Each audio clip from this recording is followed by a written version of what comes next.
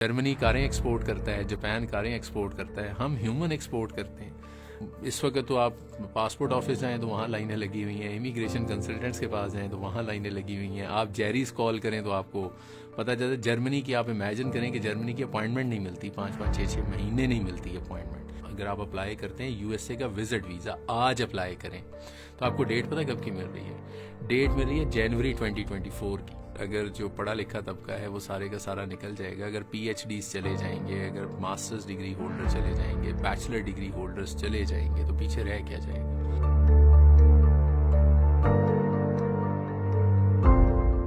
देखिए, macro level पे जो हम आज सिचुएशन को फेस कर रहे हैं उसकी रीज़न यही है कि शॉर्ट साइटेड लोग थे जिन्होंने 2-4-5 साल की प्लानिंग की, इससे आगे का सोचा ही नहीं कि 50 ईयर्स डाउन द लाइन क्या होगा, 20 ईयर्स डाउन द लाइन क्या होगा, may be 100 years down the line क्या होगा। We are the second generation, मेरे पेरेंट्स थे, उनके भी पेरेंट्स थे, मे बी थर्ड जनरेशन जो पाकिस्तान में है और स्टिल स्ट्रगलिंग फेज में है। और लोग तो डॉट्स ही नहीं कनेक्ट कर पा रहे, मतलब वो तो बेसिक्स में ही फंसे हुए हैं।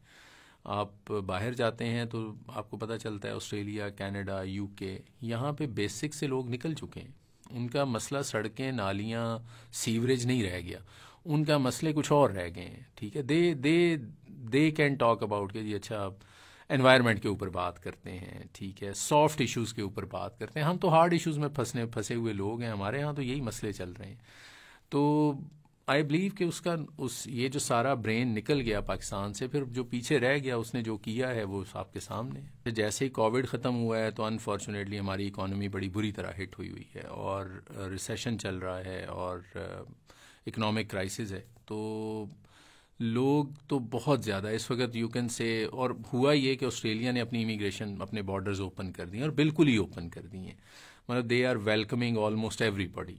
मैं अगर लेट सपोज पहले 10 क्लाइंट्स पर डे डील करता था परसेंटेज में, तो नाउ इट इज़ लाइक मुझे डील करने हैं 40 to 50 क्लाइंट्स पर डे।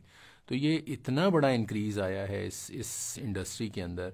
और उसकी रीज़न प्राइमरीली तो लोग जो मेरे पास आते हैं चूँकि वो प्रोफेशनल्स हैं, स्किल्ड माइग्रेशन में ज़ाहिर है प्रोफेशनल्स आएंगे जो पढ़े लिखे हैं, कोई डॉक्टर है, कोई इंजीनियर है, किसी ने एमबीए किया हुआ है। तो ये जो सर्च है इसमें बिजनेसमैन भी आए हैं। Business people also no want to कि अच्छा चलें हम अपने बिजनेस को, या तो वो एक्सपैंड करना चाह रहे हैं कि अच्छा हम ऑस्ट्रेलिया चले जाएं या कनाडा चले जाएं या यूके चले जाएं या यूएसए चले जाएं, या वो ये कह रहे हैं कि हम यहाँ से टोटल जो है वो रोल बैक करेंगे और वहाँ पे जाके बिजनेस स्टार्ट करेंगे। तो सर्च तो बहुत बड़ा है और उसकी रीज़न सिर्फ पाकिस्तानी सिचुएशन नहीं है कि पाकिस्तान की सिचुएशन जो है वो इकोनॉमिक क्राइसिस में लोग जा रहे हैं। उसकी रीज़न एक बड़ी ये भी है कि बॉर्डर्स ओपन हो गए हैं और कोविड ने 3 साल जो है वो बॉर्डर्स बिल्कुल बंद रखे थे, तो वो भी एक इम्पैक्ट आया है।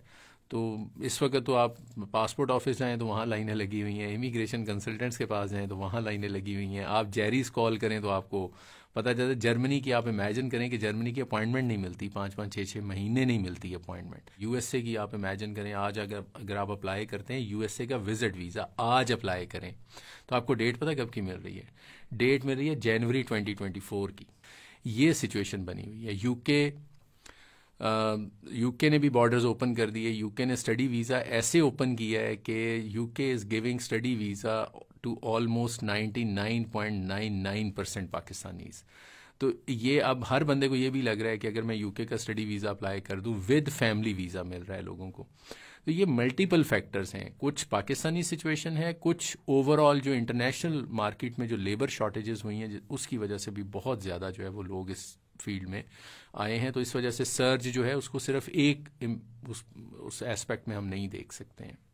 अच्छा, पाकिस्तान से जो अगर हम स्किल्ड माइग्रेशन की बात करें तो स्किल्ड माइग्रेशन चूँकि कंट्रीज़ ही कुछ हैं जिनमें स्किल्ड माइग्रेशन ओपन है, जिनमें ऑस्ट्रेलिया है, कनाडा है, न्यूजीलैंड है, यूएसए है, ठीक है, यूके है। यहाँ पे स्किल्ड माइग्रेशन की अपॉर्चुनिटीज़ हैं। स्किल्ड माइग्रेशन की जब हम बात करते हैं तो उसमें यह है कि आपके पास एक स्किल है, दैट स्किल इज़ वो डिमांड में है इन दीज कंट्रीज़ और लोग वहाँ पे जाके अपना आपको सेटल कर सकते हैं। और जब हम स्किल्ड माइग्रेशन की बात करते हैं तो उसमें दूसरा एस्पेक्ट ये होता है कि वहाँ लैंड करें and do what ever वांट टू डू, जो भी आप करना चाहते हैं आप वो कर सकते हैं। तो कोई आपके ऊपर कोई भार नहीं होता कि आप लेट्स सपोज आप यहाँ से प्लम्बर के तौर पे गए हैं तो वहाँ जाके भी आपने प्लम्बर ही बनना है, यहाँ से आप इंजीनियर के तौर पे गए हैं तो वहाँ पे जाके आपने इंजीनियरिंग की जॉब करनी है। तो ये पॉपुलर कंट्रीज़ हैं, और स्टूडेंट वीज़ा में भी यही कंट्रीज़ हैं जो बहुत ज़्यादा पॉपुलर हैं।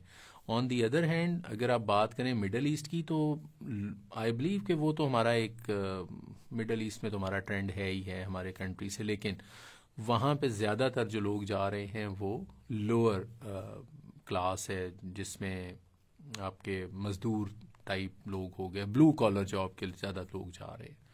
देखें जो अगर जो पढ़ा लिखा तबका है वो सारे का सारा निकल जाएगा, अगर पीएचडीज चले जाएंगे, अगर मास्टर्स डिग्री होल्डर चले जाएंगे, बैचलर डिग्री होल्डर्स चले जाएंगे, तो पीछे रह क्या जाएगा?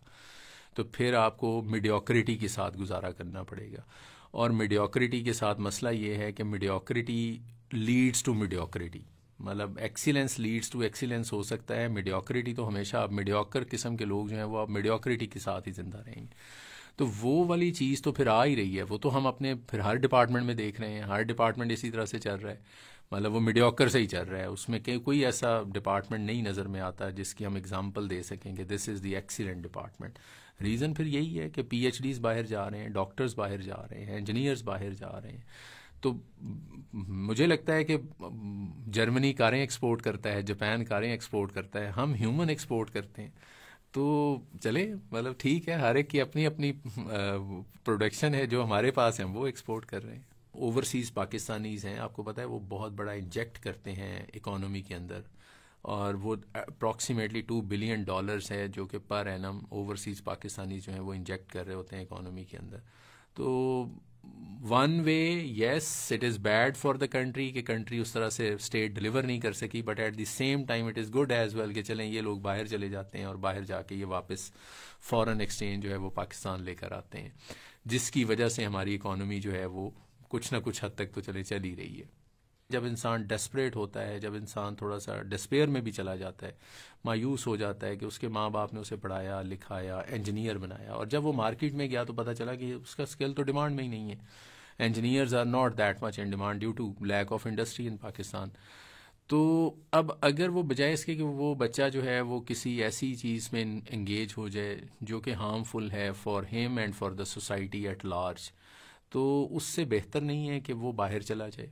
बाहर जाके अपना, ऑफ कोर्स फिर वही बात आ जाती है कि वो ब्रेन ड्रेन तो हो ही रहा है, लेकिन वो ब्रेन जिसको यूटिलाइज नहीं किया जा रहा उसका ड्रेन होना ही बेहतर है। कम से कम वो अपना ब्रेन कहीं जाके यूज़ तो कर रहा है। तो it is very easy to say कि अच्छा जी पाकिस्तान से जो इमिग्रेशन हो रही है इसमें ब्रेन ड्रेन हो रहा है, but at the same time what is the answer, उसका जवाब क्या है आपके पास? तो एक बच्चा जो बेचारा 15-20 हज़ार रुपये की जॉब करेगा वो क्या करेगा? वो कहते हैं ना गंजी नहाएगी क्या और धोएगी क्या। तो ये वाली सिचुएशन होगी कि वो बेचारा खाएगा क्या, और अपनी फैमिली को उसने जो इतना पैसा इंजीनियरिंग की डिग्री के ऊपर लगा दिया वो वापस कैसे लाए।